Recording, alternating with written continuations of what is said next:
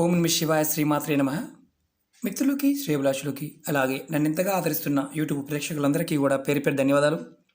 మిత్రులరా, మీ అందరికీ కూడా ఆ పరాదేవత ఎల్లవెల్లలా మీతో ఉండి మీ మనోవాంఛ నెరవేర్చాలని మనస్ఫూర్తిగా కోరుకుంటున్నాను. ఈరోజు మనం ఒక అద్భుతమైన తేలికైన ఉపాయం తెలుసుకుందాం.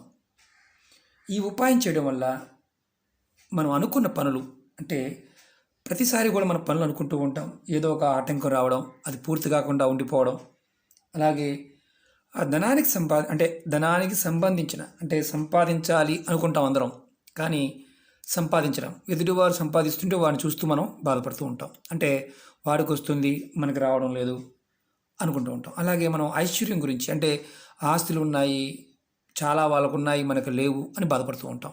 కానీ మనం ఆ విధంగా ఐశ్వర్యాన్ని, ధన సంపాదనని, మనం మన మనసులో ఉన్న ప్రతి కోరికని నెరవేర్చుకోవడానికి, తీర్చుకోవడానికి సరైన ప్రయత్నం చేయం. అంటే అనుకరిస్తామే కానీ ఆచరించాం.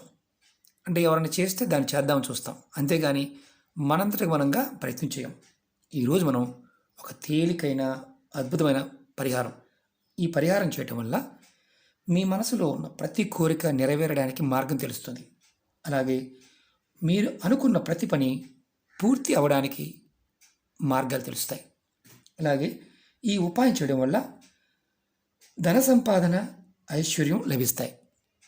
ఆశ్చర్యం కనిపించవచ్చు, కానీ ప్రయత్నం చేయండి. ఈ ఉపాయం చాలా తేలికైంది, అతి తేలికైన ఉపాయం. మన ఇంట్లో దొరికే వస్తువులు, మన వంటగదిలో ఉండే వస్తువులు, మనం నిత్యం వాడే వస్తువులతోనే ఈ ఉపాయం చేయాలి.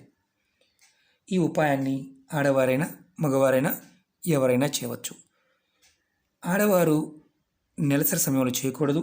అలాగే గర్భిణీ స్త్రీలు 7 నెలలు దాటిన వారు ఈ ఉపాయాన్ని చేయవద్దు. 7 నెలల లోపు ఉంటే చేయవచ్చు.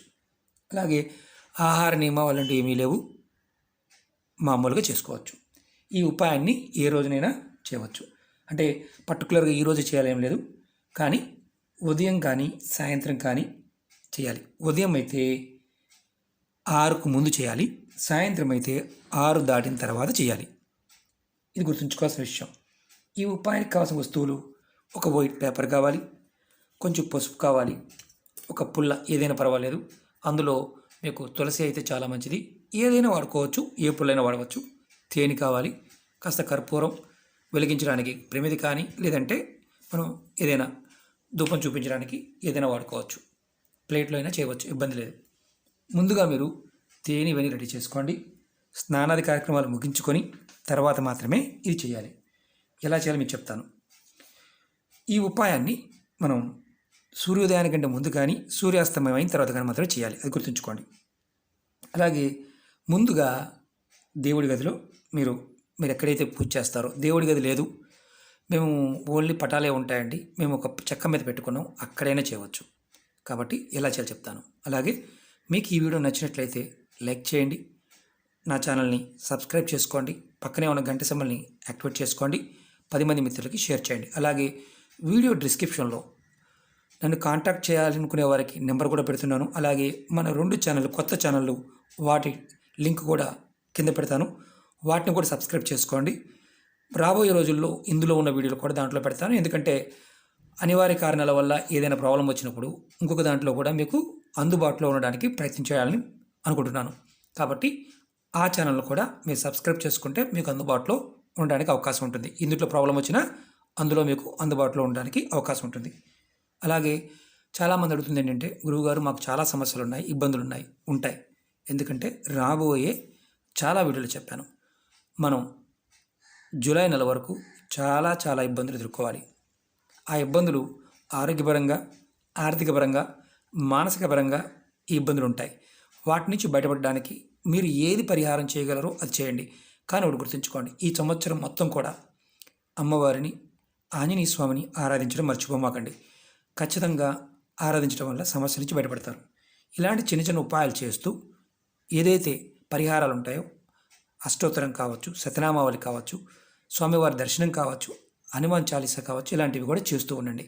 దానివల్ల మానసికమైన అశాంతి తగ్గుతుంది, త్వరగా సమస్య నుంచి బయటపడతారు. అలాగే ఈ ఉపాయాలు చేస్తున్నప్పుడు కూడా పరిపూర్ణ నమ్మకంతో చేయండి. నమ్మకం లేకపోతే పొరపాటున ప్రయత్నం చేయవద్దు. ఇప్పుడు ఎలా చేయాలో చెప్తాను. ముందు మీరు ఇంట్లో దేవుడి ముందు ఆవు నెయ్యితో కానీ లేదంటే నువ్వుల నూనెతో దీపం వెలిగించండి. వేరే వాటితో కాదు. ఆవు నెయ్యి కానీ లేదా నువ్వుల నూనె, ఈ రెండింటితోనే ఏదో ఒక దాంతో చేయండి. తర్వాత పసుపు, కొంచెం తేనె తీసుకోండి. ఇదిగోండి, ముందు తేనె తీసుకుందాం. మీకు చూపిస్తున్నాను, ప్రాక్టికల్గా ఇది అర్థమవుతుందని. తేనె తీసుకోండి ఇలా ప్లేట్లో, ఏ ప్లేట్ అయినా పర్వాలేదు, ఇబ్బంది లేదు. తర్వాత దానిలో కొద్దిగా పసుపు తీసుకోండి. తీసుకున్న తర్వాత దీన్ని చేత్తో కలపకూడదు, పొల్లతో కలుపుకోవాలి. ఇలా ఇది మీకు నేను చూపించడం కోసం మాత్రమే చేస్తున్నాను, వేరే కాదు. దీపం వెలిగించిన తర్వాత మీరు పూలు పెట్టాలా లేకపోతే ఇంకేమైనా ఏమైనా పెట్టుకోండి, కానీ అక్కడ దీపాన్ని మాత్రం వెలిగించాలి. ఇంక మిగతావన్నీ కూడా విడమరి చెప్తే 100 గంటలు అవుతుంది వీడియో. కాబట్టి దీపారాధన చేసిన తర్వాత మీరు ఆవు నెయ్యితో కానీ లేదా నువ్వుల నూనెతో, తర్వాత ఇలా ఒక పేపర్ ముక్క తీసుకోండి. దాని మీద ఒక మంత్రాన్ని పుల్లతో రాయండి. మంత్రాన్ని మీకు డిస్క్రిప్షన్లో పెడతాను. మంత్రం వచ్చేసి ఓం నమో కాత్యాయని నమో నమః. నేను చిన్న పేపర్ మీద చూపిస్తున్నాను. మీరు ఇలా తేనెతోనే ఓం, పెన్నెలా పట్టుకుంటే అలా పట్టుకుని రాయండి.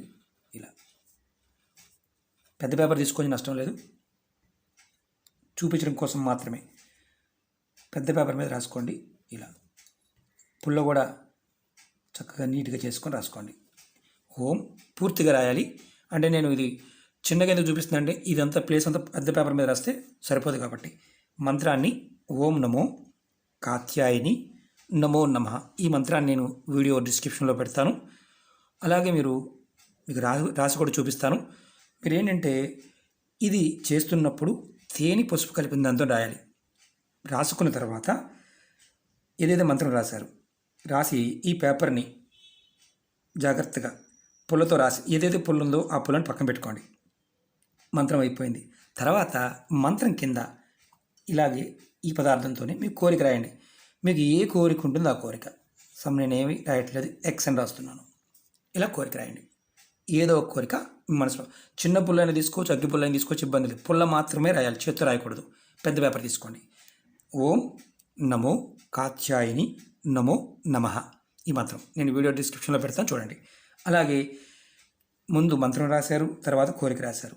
తర్వాత మీరు ఏం చేస్తారంటే ఈ పేపర్ని, అంటే పెద్ద పేపర్ అయితే తీసుకోండి, పక్కన పెట్టాను.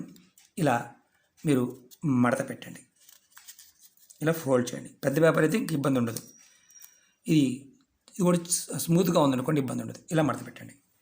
మడత పెట్టి మీరు ఏదైతే మీరు దీపం వెలిగించారో, ఇంతకుముందు చెప్పాను కదా, ఇది దీపం అనుకోండి. ఆ దీపం చుట్టూతా క్లాక్ వైజ్గా, యాంటీ క్లాక్ వైజ్ కాదు, దిష్టి తీస్తాం అలా కాకుండా క్లాక్ వైజ్గా 7 సార్లు ఇలా తిప్పండి. ఇలా తిప్పిన తర్వాత ప్లేట్లో కానీ ఏదైనా ప్రమిదలో కానీ, ముందు నేను ఎందుకే చూపిస్తున్నాను, దేంట్లో అయినా సరే వేసుకోవచ్చు.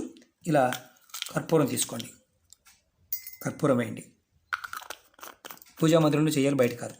తర్వాత ఇలా కర్పూరం వేసిన తర్వాత దాన్ని వెలిగించండి. వెలిగించి తర్వాత ఏదైతే మనం రాసామో, కోరిక మంత్రం రాసామో, ఈ పేపర్ని, రాసిన పేపర్ని ఇలా మంటలో వేయండి. కొండెక్కింది.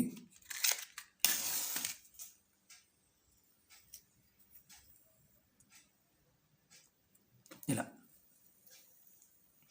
కొంచెం కర్పూరం, అంటే మొత్తం పూర్తిగా కాలాల్సిన అవసరం లేదు, కొద్దిగా కాలిన, అంటే మొత్తం కొంచెం కర్పూరం ఎక్కువేయండి. ఎందుకంటే తేనె పసుపు కాబట్టి కొంచెం పచ్చిగా ఉంటుంది కాబట్టి అంత పూర్తిగా అవ్వదు. ఇలా వెలిగించండి. మీరు వెలిగించిన తర్వాత ఈ పేపర్ పెట్టిన తర్వాత అమ్మవారికి నమస్కారం చేసుకోండి. ఈ విధంగా ఉపాయాన్ని మీ మనసులో కోరికలు, ఎన్ని కోరికలు నెరవేరాలి అనుకుంటున్నారో ఆ కోరికలు రాసుకుంటూ వారానికి ఒక్కసారి, అంటే ఈరోజు చేశారనుకోండి, మళ్ళీ వారం, అలా మీరు ప్రతి వారం చేస్తూ ఉండండి. ఇలా చేయటం వల్ల మీ మనసులో ఉన్న కోరికలు నెరవేరుతాయి. ఇప్పుడు మనం అమ్మవారి యొక్క అనుగ్రహం ఉంటే ఏదైనా సాధ్యమే. ఈ పదార్థం, అలాగే మన సంకల్పం, అక్కడ మనం వెలిగించిన దీపం, దానిలో ఉన్న ప్రాకృతికమైన శక్తి, ఆ మంత్రానికి ఉన్న శక్తి, అమ్మవారికి ఉన్న మంత్రానికి ఉన్న శక్తి, అలాగే మనం ఏదైతే పదార్థం పెట్టి వెలిగించామో ఇవన్నీ కూడా మన మనసులో ఉన్న ప్రాకృతికమైన శక్తిని ప్రేరేపించి ప్రతి కోరిక నెరవేరడానికి మార్గాన్వేషణకి దారులు చూపించడానికి మన మనసుని ప్రేరేపిస్తాయి. దానివల్ల ప్రతిదీ సాధ్యమవుతుంది. మనం ఏమనుకుంటాం, మేము thumbnail పెడుతూ ఉంటాం ఏంటంటే కాగితాన్ని వెలిగించండి మీకు అన్ని పనులు అయిపోతాయి. కాగితం వెలిగించడం అంటే ఎంత క్రియ ఉంటుందన్న విషయం మొత్తం రాయలేం కదా, అందుకే చెప్తున్నాను. చాలా వరకు ఏంటంటే అనుమానాలు, మనకి అవుతుందా కాదా ఇలాంటి సందిగ్ధత వదిలేయండి.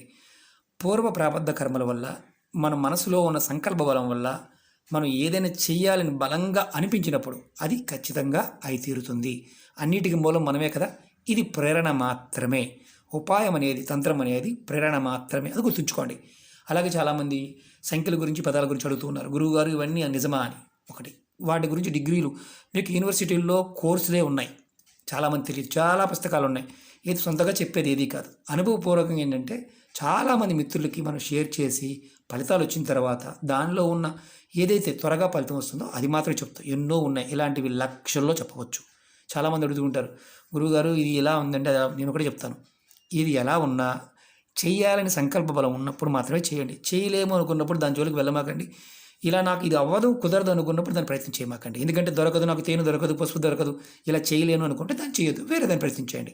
ఏది చేయగలుగుతారో దాన్ని మాత్రమే ప్రయత్నించండి. ఓకే మిత్రులారా, మీకు ఈ వీడియో నచ్చినట్లయితే లైక్ చేయండి, నా ఛానల్ని సబ్స్క్రైబ్ చేసుకోండి, పక్కనే ఉన్న గంట సింబల్ యాక్టివేట్ చేసుకోండి, 10 మంది మిత్రులకి షేర్ చేయండి. ఓం నమః శివాయ, శ్రీమాత్రే నమః.